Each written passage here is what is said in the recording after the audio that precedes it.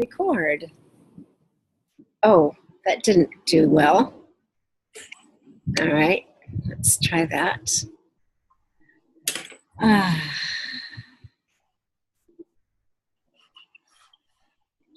Well, that says stop video, so I guess the video is already going.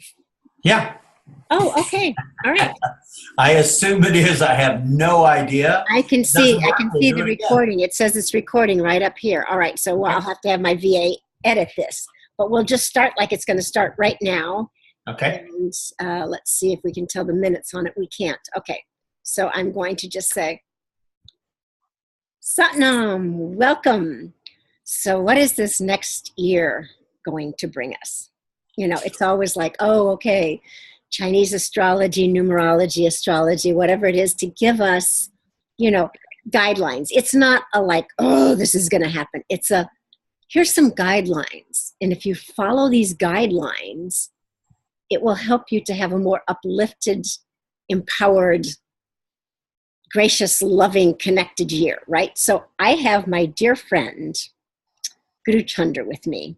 Well, we've been friends for a very long time. I knew him when he was first got into healing. He's been a chiropractor for a really long time. He studied yoga with Yogi Bhajan. He studied numerology very personally, and Yogi Bhajan had him sharing that numerology with everyone all the time. So I don't think I need any more of an introduction. He and his wife are amazing. And if you don't know them, we'll have a link to their website so you can get to know them more. But Guruchander, I just can't wait to hear what you have to say numerologically about this year that I know is going to be a meditator bust year. Well, you're right. The way I approach the numerology is in reference to what Yogi Bhajan talked about, the 10 bodies. So in 2018, the gift for the year is a 9. So the 9th body or subtle body is going to be part of what we have to make sure is working every day so we have the advantage over our own psyche, and what we're going to be will be in a lot of events. But if we remain calm, the 9th body is all about calmness and self-mastery. So every day of the year in 2018, you're going to want to make sure that you do something to start your day in absolute calmness, with the idea that your mastery over your own psyche is the most important thing to you. The events are going to unfold the way they're going to unfold. So in 2018, we'll have a 9/11 every single day. Mastery over infinity. So all of the events are going to force us to have a very infinite approach to what we're involved in. If we get and think small, the universe is going to be rough for us. If we think very vast in our most expanded consciousness, life will go much smoother for us. So what we're putting out in our newsletter is how do you master infinity? So part of what we would recommend is sitting in Virasana on your heels and put your hands out in front of you as if you were going to bow. And you can whisper, you can do this out loud, but you want to use Waheguru or Satnam as a mantra. Wahe in the up position, Guru when your forehead touches the ground. You want to share what that means to you, you know, Waheguru? Yes. Waheguru is my most ecstatic expression so that I remain in a state of ecstasy or bliss, or at least more blissful than most people, about what's unfolding.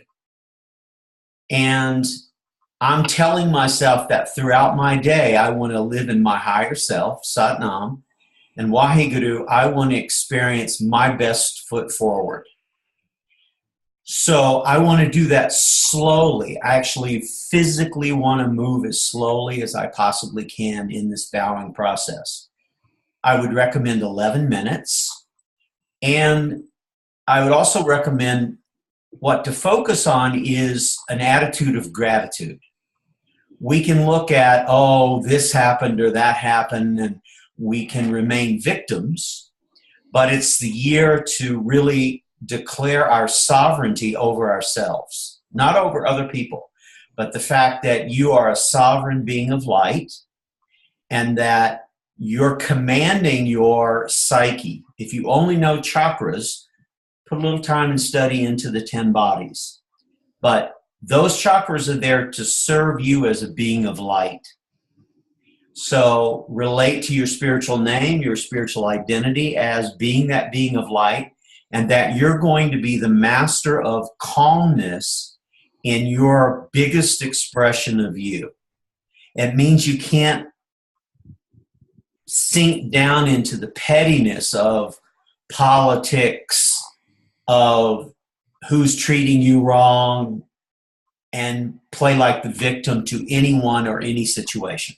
Guruchander?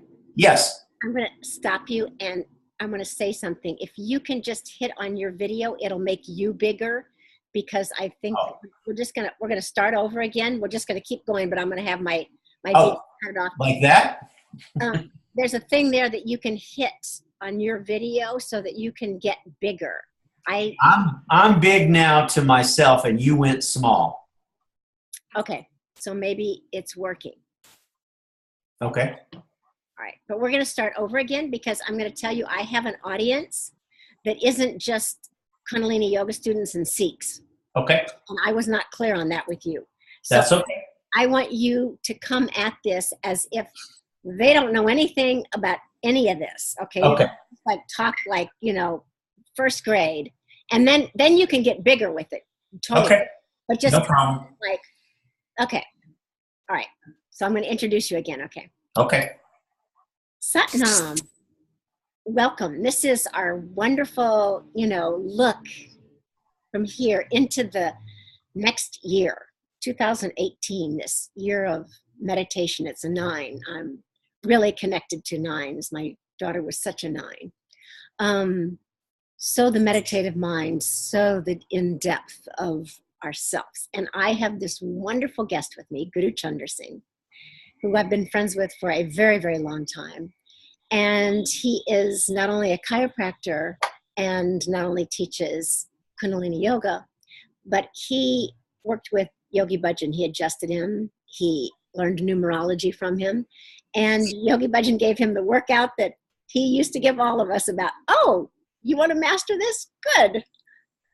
You knew everybody's numerology. So Guruchander really got to have a numerological workout. And he's going to share it with you today, just some of the ways that you can see from numerology of how to have a more uplifted, connected, vast, empowered 2018. Thank you for being here, Guruchander. You're welcome. When Gurtesh called me, I had already been looking at what's going to happen in 2018 based on what Yogi Bhajan taught me. 18 is 1 plus 8 in numerology, which is a 9. Gurtesh referred to a 9. 9 is self-mastery. It's also calmness. So what I'd like to share with you today is a few techniques of how to be calm in the midst of everything that's going to be unfolding in your life, the events. In yoga, we can react to the events, or we can preset and pre-think what we would like our response to be in life as yogis to whatever happens. Now, when you add 2 plus 0 plus 1 plus 8, it comes out to an 11. So we're going to be dealing with a 9 and an 11. 11 is infinity. Yogi Bhajan called it an unchangeable number. And what does that mean to us on an everyday life? The 11 is that your smallness, your small thinking, your small approach to your living is going to be extremely challenged. It might be political, it might be relationships, it might be any area of your life. What we want to do is set a frequency in the morning time, if you can, for being calm and infinite. And what that will do every day of the year, it's only going to take you 11 minutes. If you want to do it for more time, do 31, 62, 2.5 hours. But if you've only got 3 minutes, at least do that. So what we want to do is really change our metabolism for the day. We want to affect our hormonal makeup in our bloodstream, and we really want to initiate calmness. Most people live in more of a state of hyperanxiety these days due to stress. So that's going to be challenged in 2018 starting on January 1st. And it's a simple little technique that I've done many, many years with the overview that we want to shift our thinking from I'm a victim of the political system, I'm a victim in this relationship, I'm a victim in my job, to maybe I can be sovereign. I can live in the age of Aquarius as a sovereign human being, a yogi that can choose in 2018 to be calmly infinite. We're going to sit on our heels. And if that's difficult, you can just be on all fours and you want to bow. And you're bowing to your higher consciousness, not to a deity. You can bow to the sound current. You can bow to what is ever sacred to you. Your own consciousness this year, that would be a really good thing. Yeah. And again, it's creating a relationship to yourself based on reverence. In the Piscean age, we had reverence for the priest, for the sadhu, for the yogi, for the church, for the institutions. In the age of Aquarius, it's about reverence and an experience of reverence towards ourselves. So bowing has always been a part of spiritual practices, not so much religious, but definitely spiritual practices. So we sit on our heels, we put our hands out in front of the ground. In an up position, we want to think about truth. Truth in Yogi Bhajan's system was saying Satnam. Sat is truth, Nam is identity. So in our perception of what that means is that we're really not our bodies, our mind, or our soul, but with the light of our soul. So when we think about what that means, we say human being. The hue through the mind, the light through the mind, we will see our true self. So this little practice is going to give you that calm, infinite identity about who you are. If it can trigger you thinking about what you're grateful for throughout your day. So it's not just a morning practice, but throughout the day, congratulate yourself when you think about what food you're going to put in your body. Is it going to be calming? Is it going to hype me up in my already semi-anxious state? So you sit on your heels, and the first thing you say is Satnam in the up position. So your hands are on the floor, and you can verbally do this out loud, or you can do it whisper, or you can do it silently and mentally. Then when the forehead touches the ground, right here, right where your third eye is. Let me interject something here. Okay? Yeah, sure. Please. If they can't sit on the floor on their heels, you can also do this on a chair, like on a desk or a counter. Yes. Or you can be on all fours, and as you lean forward and down, you're still up, your buttocks is up in the air, and your forehead's touching the ground. So even if you're in a chair and you're doing it on a table, just touch that third eye so your intuition's activated for you to become the master, a calm master. So calmness is obtained by listening to music that's soft, slow.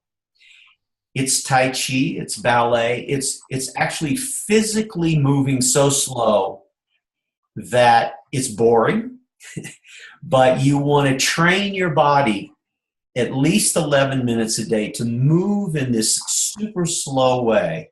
So it would be Sat, Nam.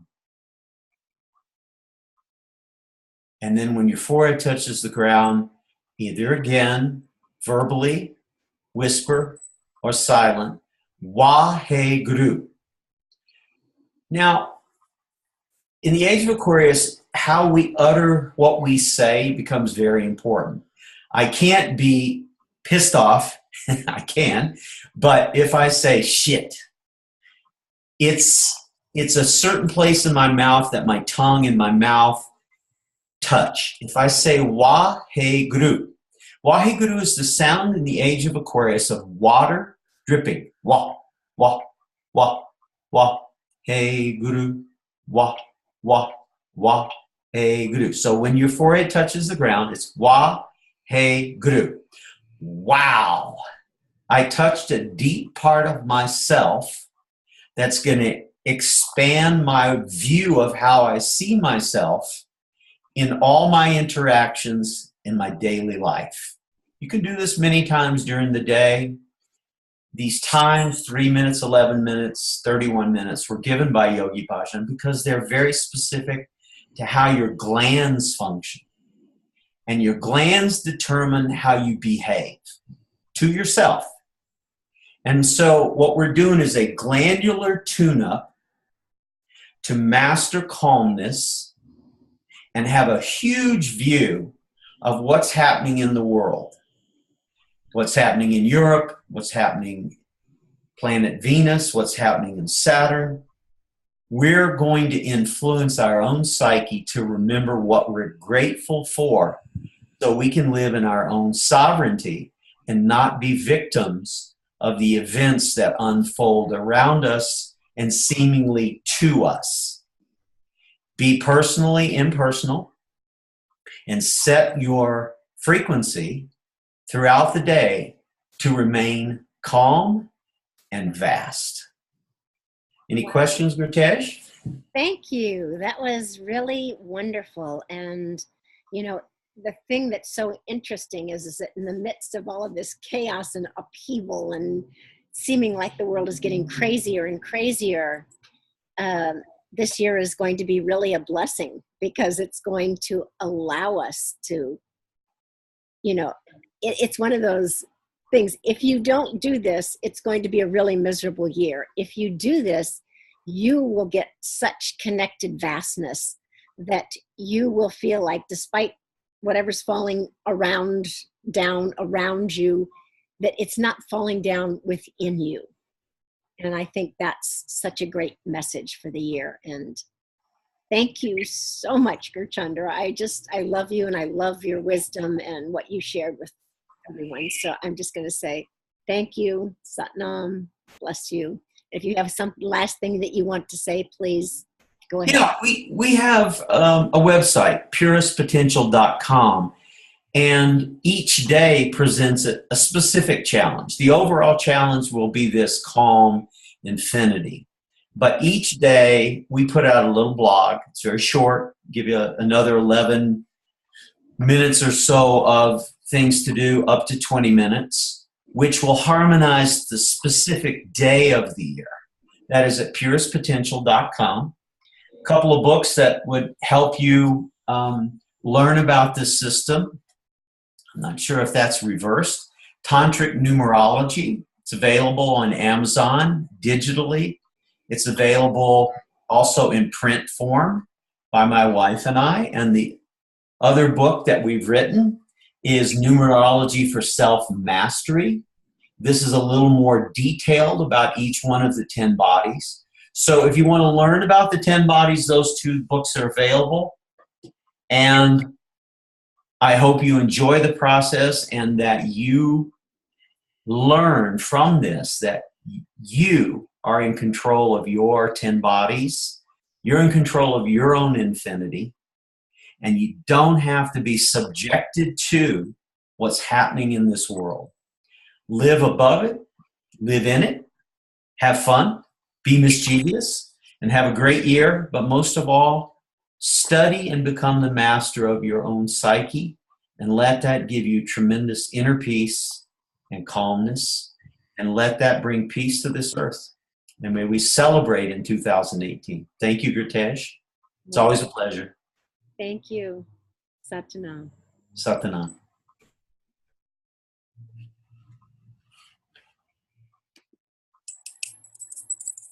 Are we done? Yes. I just turned my camera off. Yes. What are you doing? Are you teach level 2s, don't you? Yes.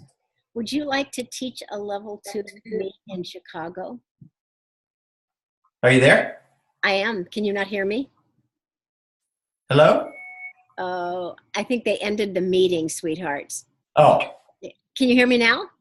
I can hear you totally. Okay.